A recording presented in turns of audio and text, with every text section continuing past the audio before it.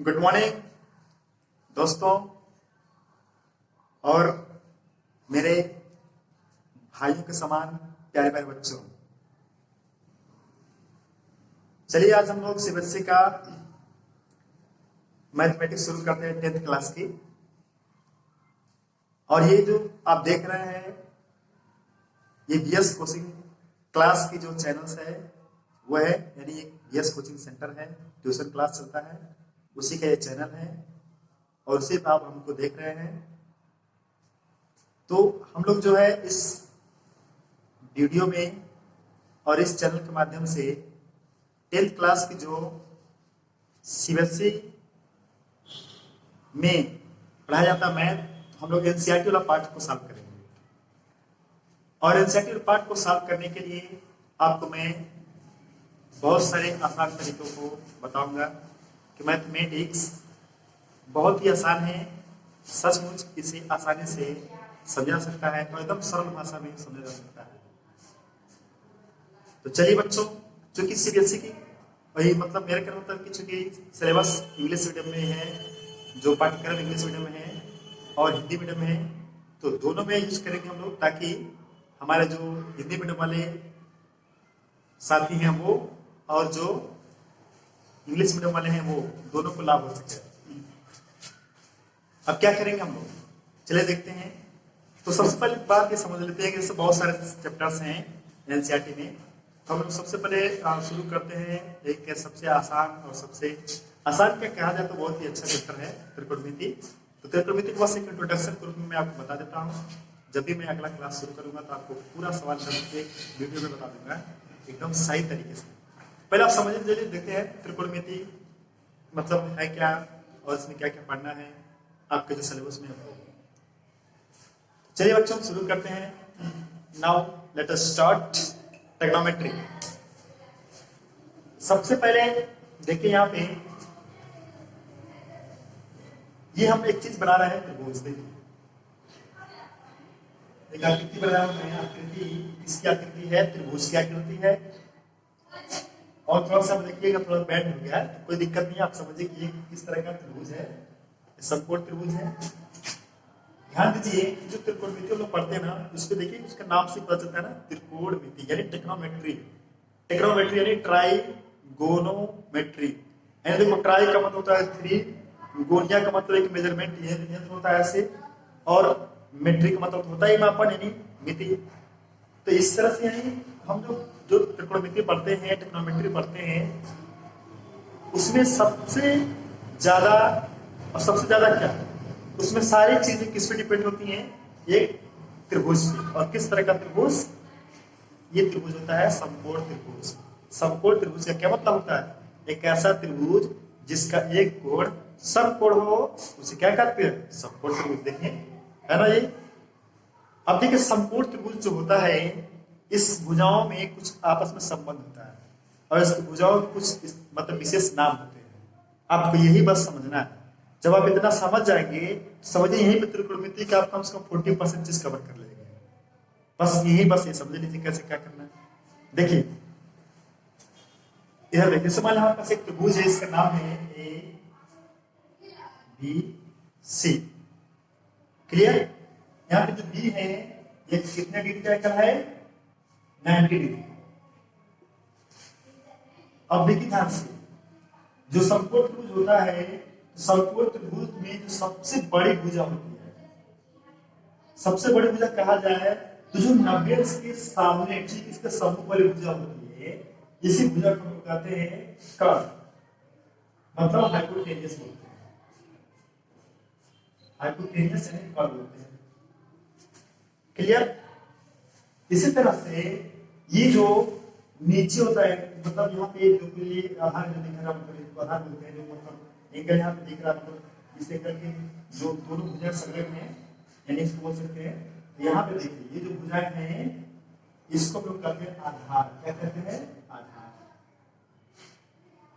यानी कहते हैं बेस।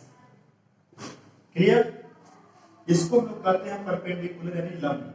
क्या बोलते हैं, परपेंडिकुलर यानी लंब। इतना क्लियर हो गया। अब यहाँ पे ध्यान देना बच्चों, ये जो लंब होता है और जो आधार होता है, ये कोई जरूरी नहीं है कि मतलब हमेशा इस तरफ लंब हो और इस तरफ आधार हो।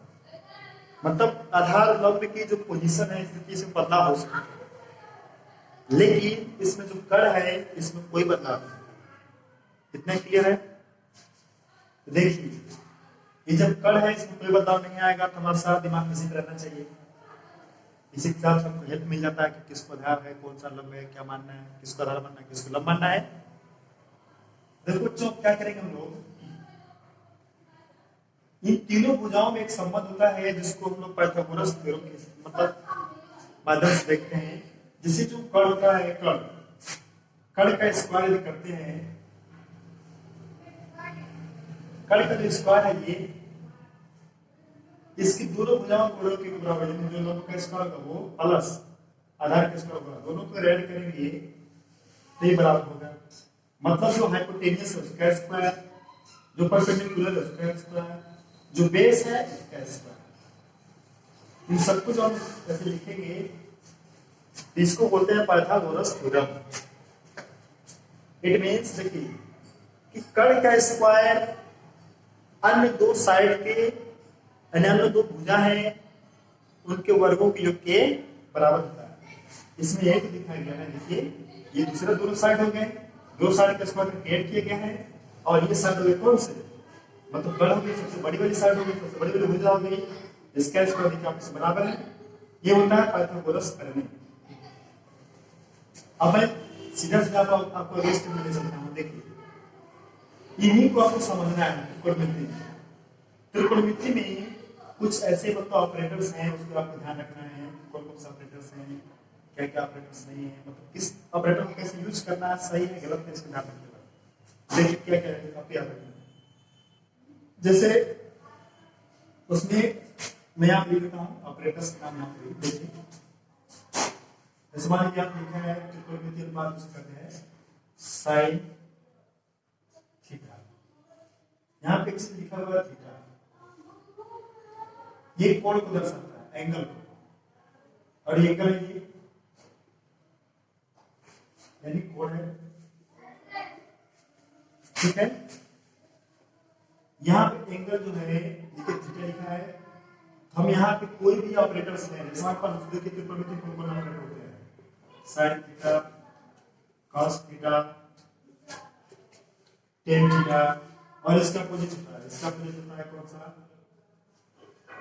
कोसेक थीटा, इसका अपोजिट कौन सा होता है, सेक थीटा, इसका अपोजिट कौन सा होता है, कॉट थीटा, ठीक है। अब यहाँ पे ये चीज देखिए, इतने हैं, इतने ऑपरेटर्स हैं आपके त्रिकोणमिति में, इससे ज्यादा तो है नहीं, बस इतना नाम आपको याद रखना है।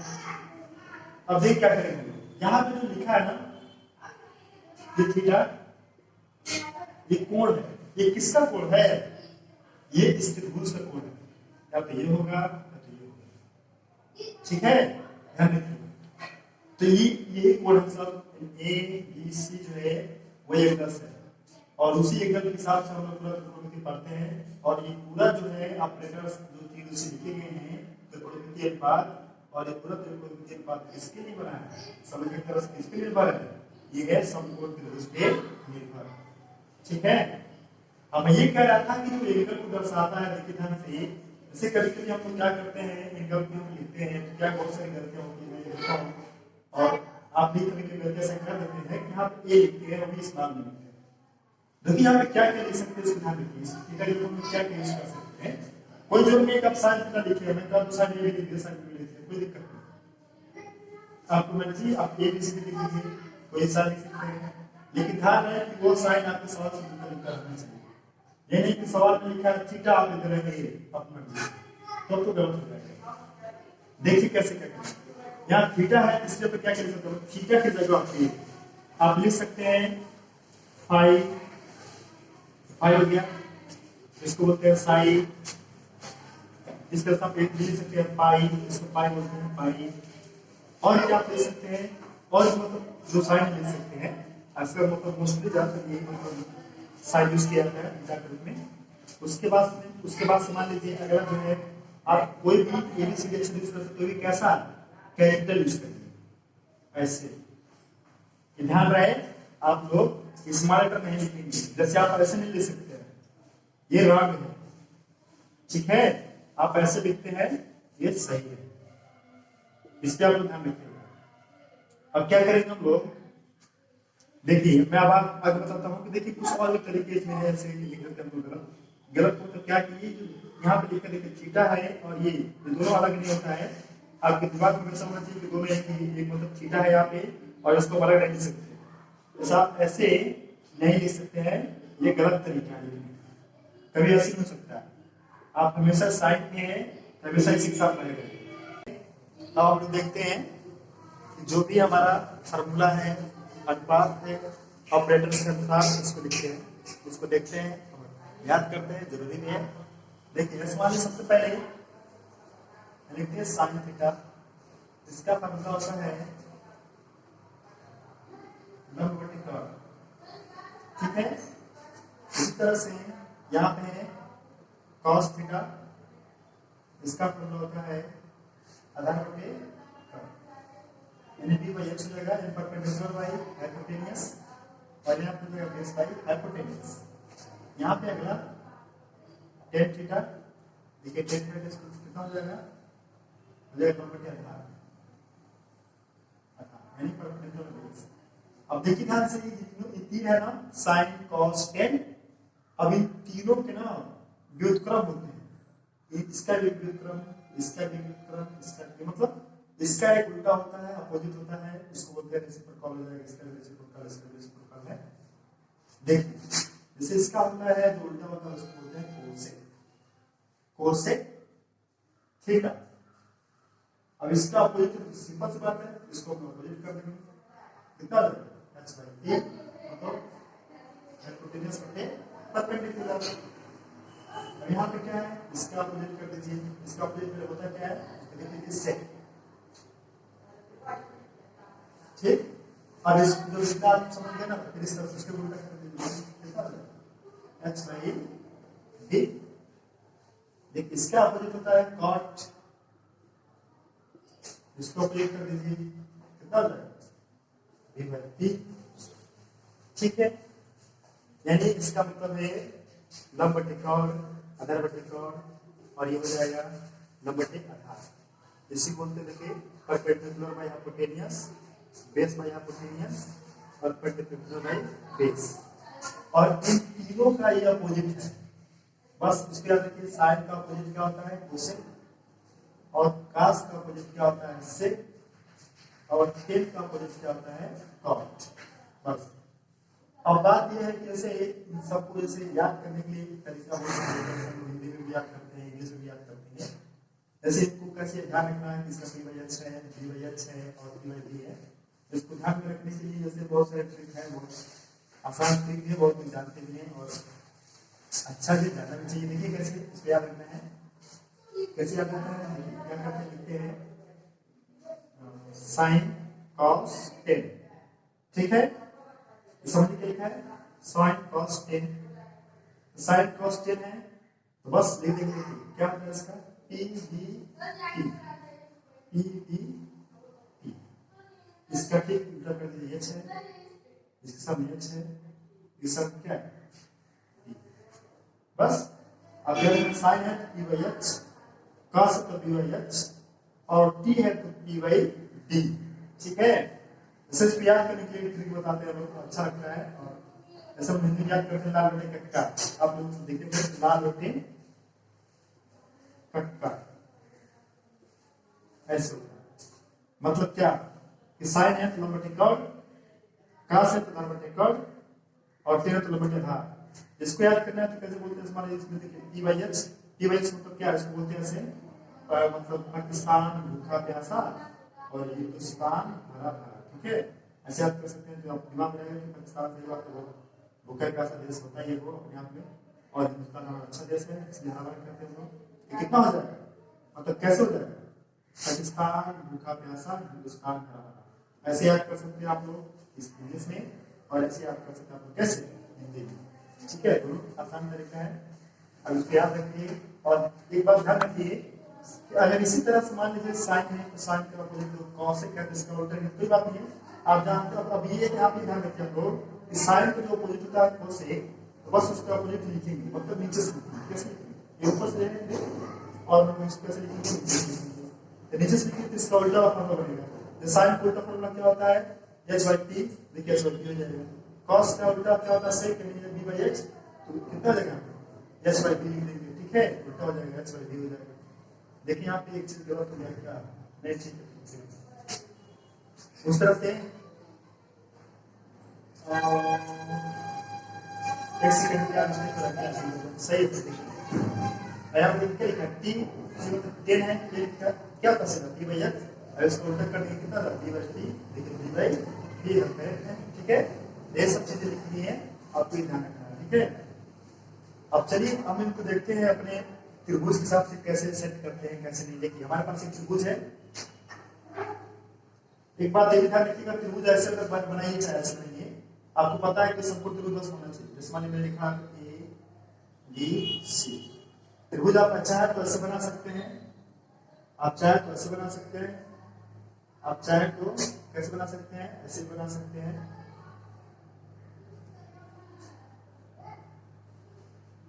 एक आपके ऊपर है, जैसे मैंने क्रॉस बना ली थी, लेकिन समकोण त्रिभुज बना चाहिए। चलिए हम इसको समझते हैं। देखिए करना क्या है, इसमें सबसे पहले हमको दिमाग में लगाना है कौन लंब है, कौन आधार, कौन कर्ण है। देखिए बच्चों, लंब और आधार का हम लोग कंफर्म नहीं कर पाते, लेकिन इसमें एक चीज कंफर्म होगा, मैं पहले ही बता दिया हूं। क्या कंफर्म होता है? वो रहता है कर्ण। जब मैं बताना कि आप जब 90 होता है, इसके सामने वाली भुजा होती है, साइड होती है, या फिर जो इस ट्रिंगल की सबसे बड़ी भुजा होती है वो क्या होती है? कर्ण। और वो हमेशा निश्चित रहती है, वो हमेशा कड़ी कहलाएगी, चाहे नीचे बनाइए चाहे ऊपर बनाइए, किसी तरह देखिए बनाएंगे ना, यही कर्ण कहलाएगी। ये वाली कर्ण है, ये कर्ण इसके सामने, इसके सामने देखिए कर्ण है, यहाँ पे, यहाँ कर्ण है, यहाँ पे कर्ण है, यहाँ पे भी कड़ी कहलाएगी, मतलब कर्ण। हाँ ये बता था, देखिए यहाँ पे कि देखिए इसमें ये बदलता नहीं है। बदलता कैसे है, कैसे नहीं बदलता है? लंब और आधार आपस में, इसको देख लीजिए। देखिए मान लीजिए यहाँ पे देखिए ध्यान से, ऐसे सपोज करिए ऐसे लिखा है, इसी में त्रिभुज के बारे में बता रहा हूं। लिखा है साइन ए, साइन ए लिखा है। जब साइन ए लिखा है यहाँ पे, तो आपको ध्यान रखना है क्या, इसमें देखेंगे ये कहाँ पे है, ये यहाँ पे है। जिस एंगल की बात की जाएगी हमेशा ध्यान रखिएगा, उस एंगल की जो साइड होगी वो हमेशा बेस कहलाएगा। क्या कहलाएगा? बेस। इस पे ध्यान रखिएगा, ठीक है। उसके बाद से आप देखिए यहाँ पे देखिए ध्यान से, अगला है जो साइड अब बचेगा वो क्या कहलाएगा? सिंपल सी बात है, लंब हो जाएगा, यानी परपेंडिकुलर हो जाएगा, यानी हो जाएगी परपेंडिकुलर, ठीक है। अब हमारा जो फॉर्मूला इसको हम लिखे हैं P/h, P/h लिखा गया है, तो इसके हिसाब से हम P/h लिखेंगे इस एंगल के अकॉर्डिंग। बताइए यहाँ पे P मतलब परपेंडिकुलर, परपेंडिकुलर कौन है? बीच, ठीक। और यहाँ पे देखिए नीचे क्या है? H होता है हाइपोटेन्यूस, तो ये रहेगा कौन है? AC, clear. इसी तरह से यहाँ पे देखिएगा, जितने यहाँ पे लिखा रहता है साइन C लिखा है, C। जब C लिखा रहेगा तो क्या करेंगे? जब C लिखा है तो फिर देखिए मैंने क्या कहा कि पहले देखेंगे कि C त्रिभुज में कहाँ है, इस त्रिभुज में कहाँ पे है, इस त्रिभुज में देखिए यहाँ पे है।